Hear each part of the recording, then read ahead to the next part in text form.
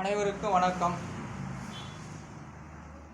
பூலோகம் முதல் உள்ளம் வரை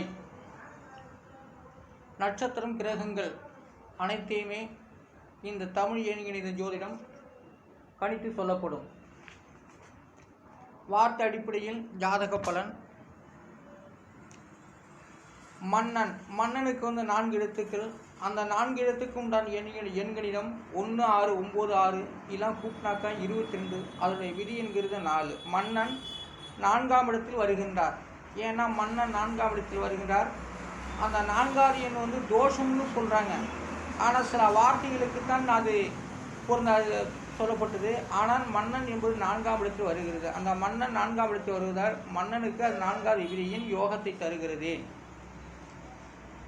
அடுத்ததாக கலையரசனுக்கு 6 எழுத்துக்கள். அந்த 6 எழுத்துக்கு உண்டான எண்கணிதம் 1, 8, 2, 3, 3, 6 இதெல்லாம் கூட்டினாக்க 23. அதோடைய விதி என்கிறது 5. அப்போ கலையரசனுடைய விதி எண் 5. ஏன் கலையரசனுக்கு ஏன் 5வது விதி எண்ணாக வருகிறது என்றால், கடவுள்கிட்ட எல்லாமே இருக்க போகிறது இல்லைங்க. கடவுள் ஒரு சும்மா. நம்ம தான் அனைத்தையுமே சிந்திக்க வேண்டும். மனிதர்கள் தான் அனைத்தையுமே சிந்திக்க வேண்டும். அதனால் கலையரசன்கிட்ட பல கலைகள் இருக்கிறது. அந்த கலையரசன் பேருடையவர்களுக்கும் அது எல்லாமே பொருந்தாது. அது பேர் வச்சுக்கிட்டா அவரே எல்லாம் கலையரசனாக ஆக முடியாது. ஆனால் கலையரசன் என்பது 5வது விதி எண். அந்த கலையரசன் என்ற சொல்லிலிருந்து எல்லா மக்களுக்கும் பல கலைகள் ஓடி வருகிறது. கலைகளுக்கெல்லாம் அரசன், அதான் கலையரசன் என்று சொல்லக்கூடியது. ஆனால் கலையரசன் 5ஆம் இடத்து விதி எண்ணாக வருகிறது. ஆகையால் அடுத்ததாக ராஜகுமாரிக்கு 6 எழுத்துக்கள். அந்த 6 எழுத்துக்கு உண்டான எண்கணிதம் 1, 3, 7, 3, 8, 4 இதெல்லாம் கூட்டினாக்க 26. அதோடைய விதி என்கிறது 8. ராஜகுமாரிக்கு விதி எண் 8. அதாவது 8ஆம் இடத்தில் வருகிறது. ராஜகுமாரியுடைய விதி எண் 8. 8ஆம் இடத்து பலனாக வருவதால் அவங்க எதை செய்தால் நல்ல நயமாக அரைத்தால் தான் பலன் கிடைக்கும் என்பது பொருள். அதனால் ராஜகுமாரிலாம் என்ற சொல்லுக்கு நயமாக அரைத்து அது நயமாக பேசினால் வெற்றி வாய்ப்புகளை ஏற்படுத்தும். ஆனால் அது நயம் தவறினால் அந்த 8ஆம் இடம் பல தொல்லைகளை ஏற்படுத்தும். ஆனால் ராஜகுமாரியுடைய விதி எண் 8. அடுத்ததாக கம்பீரத்துக்கு 5 எழுத்துக்கள். 1, 7, 8, 3, 7 இதெல்லாம் கூட்டினாக்க 26. அதோடைய விதி என்கிறது 8. கம்பீரம் பாருங்கள். கம்பீரத்துக்கும் எப்படி மிக முக்கியமான சில கம்பிகள் கம்பீரமாக இருக்க வேண்டும்.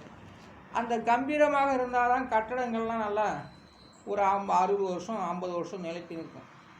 இல்லைன்னா அந்த கட்டடம் டம்முன்னு கீழே விழுந்து போகும். காற்றுலையோ மழையிலையோ அதனுடைய தன்மைகள் குறைந்து விட்டால் அந்த கட்டடம் பிரிஞ்சு போகும். அதனால் கம்பீரத்துடைய விதியின் 8. ரொம்ப கம்பீரமாக இருக்க வேண்டும். இன்று எல்லா கட்டடமே கம்பியால் இரும்பால் போட்டு தான் நல்லா ஒரு சிமெண்டை போட்டு தான் செய்கிறாங்க. எப்படி வைத்து கொண்டாலும் அது இடிந்து கொண்டு இருந்தாலும் ஒரு 10 வருஷம் 17 ஒரு 70 ஆண்டு காலம் மதிக்கலாம். ஆனாலும் அதான் 80 ஆண்டு காலம் சொல்லப்படலாம். ஆனால் கம்பீரத்துடைய விதியின் 8. ஒரு ராசிக்கு 10 வைத்து கொண்டாலும் அதனுடைய விதியின் 8. அப்போது 80 ஆண்டு காலம் வரை சொல்லலாம். கம்பீரமாக வீடு கட்டிவிட்டால் அது 1000 ஆண்டு காலம் நிற்க போவதில்லை. கம்பி ஒரு குறிப்பிட்ட அளவு தான் இருக்கும். அதுக்கு மேல் போட்டால் அந்த கம்பி மக்கி போகும்.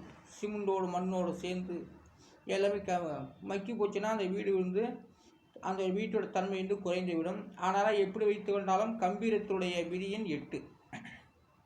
கம்பீரத்துடைய விதியின் 8வது எண்கணிதமாக வருகிறது. அந்த எண்கணிதம் கம்பீரம். அதில் நல்ல சூரியன் அந்த இடத்துல பிரகாசித்து கொண்டே இருந்தால் அந்த வீட்டுக்குள்ளே சில ராஜயோகம்லாம் வரும். ஆனால் கம்பீரம்னா நல்லாவும் இருக்கும். அந்த எப்படி கட்டப்படுகிறதோ அதுபோல் அந்த விதி எண் 8 துணை நிற்கும். ஆனால் அதாவது கம்பீரத்துக்கு ஒரு மாடசாமி ஒரு பாட்டு எழுதியிருக்கு. அறிவோம் நன்மை அது ஓம் கம்பீராயா ஒரு பாடலே இருக்காதுல. அதனால் ஒரு கம்பீரத்துடைய விதியின் 8. வேலாயுதம். அடுத்ததாக வேலாயுதத்துக்கு அஞ்சு எழுத்துக்கள் வருகிறது. அந்த 5 எழுத்துக்கு உண்டான எண்ணிடம் 6, 2, 4, 7, 7 எல்லாம் கூட்டினாக்கா 26. அதோடைய விதிங்கிறது 8. வேலாயுதம் பாருங்கள், வேலாயுதம்லாம் பாஞ்சாக ஒற்றே இதில் வேலாயுதத்தால் இறந்து விடுவார்கள். அதனால் வேலாயுதங்கிறது 8. 8ஆம் இடங்கிறது பொதுவாக மரணத்தை குறிக்கும். 8ஆம் இடம் என்பது ஒரு பொதுவாக மரணத்தை குறிக்கும் இடம். ஆனால் வேலாயுதம் பாய்ந்தால் அவர் மரணம்தான்.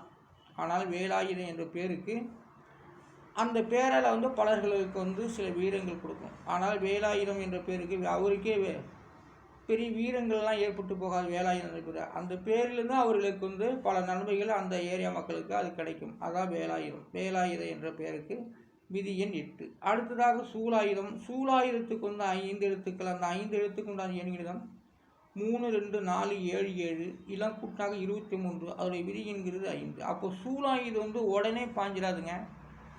சூலாயுதம் நன்றாக யோசனை பண்ணி அவன் நல்லவனா கெட்டவனான்னு யோசித்து தான் அந்த சூலாயுதம் பாயும்.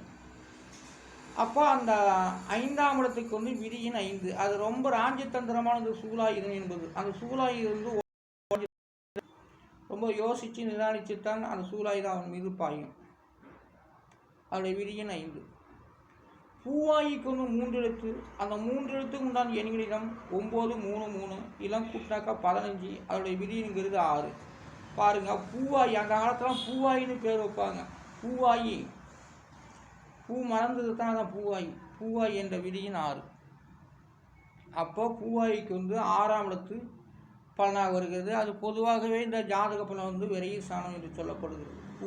பூவாயி என்றால் நல்ல மலர்கள் மலர்ந்து விட்டது என்று அர்த்தமாகிறது.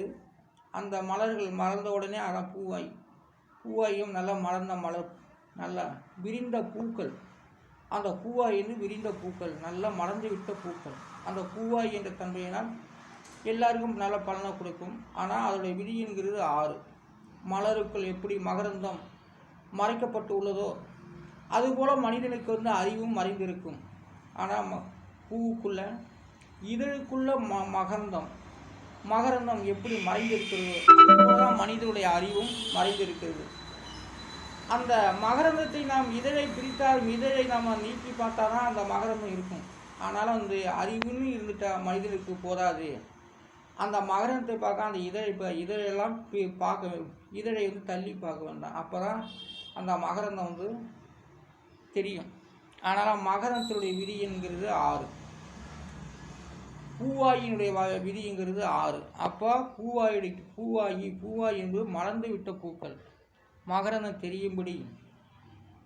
ஆனாலும் அவங்ககிட்ட எந்த நம்ம ஒளிமறைவும் இல்லை. அவங்களால சில அறிவு கடாட்சங்கள் உண்டு என்பதால் சொல்லப்படுகிறது. பூவாயி 6 அறிவியும் நம்ம பூவுக்குள் மறைந்திருக்கும் மகரந்தத்தை பார்க்க முடியும். பூவாயுடைய விதியின் அமைந்துள்ளது. அறிவு என்பது மலருக்குள் மறைந்திருக்கும், இதழுக்குள் மறைந்திருக்கும் ஒரு மகரந்தம். அதுதான் நமக்கு அறிவு. மகரந்தம் என்ற எப்படி இருக்குன்னு கூட சில பிள்ளைகளுக்கெல்லாம் தெரியாது. ஆனால் அதுபோல தான் பூவாயுடைய விதியின் 6. ஆனாலும் இந்த எண்கணித ஜோதிடம் பொதுவாகவே பூலோகம் முதல் உள்ள வரை நட்சத்திரம், கிரகங்கள் அனைத்தையுமே இந்த எண்கணித ஜோதிடம் கணித்து சொல்லப்படும். இந்த எண்கணித ஜோதிடம் கணித்து சொல்லப்படும் என்பதையே நான் சொல்லுகின்றேன். ஆனாலும் பூலோகம் முதல் இந்த எண்கணிதம் பூலோகம் முதல் உள்ளம் வரை நட்சத்திரம், கிரகங்கள் அனைத்தையுமே இந்த தமிழ் எண்கணித ஜோதிடம் கணித்து சொல்லப்பட்டு வருகிறது. இந்த எண்கணிதம் உள்ளம் வரை நட்சத்திர கிரகங்கள் அனைத்தையுமே கணித்து சொல்லப்படும். ஆனாலும் இதான் பூலோகம் முதல் உள்ளம் வரை இந்த தமிழ் எண்கணித ஜோதிடம் கணித்து சொல்லப்பட்டு வருகின்றேன். திருஞான சம்பந்த ஜோதிடர். நன்றி, வணக்கம்.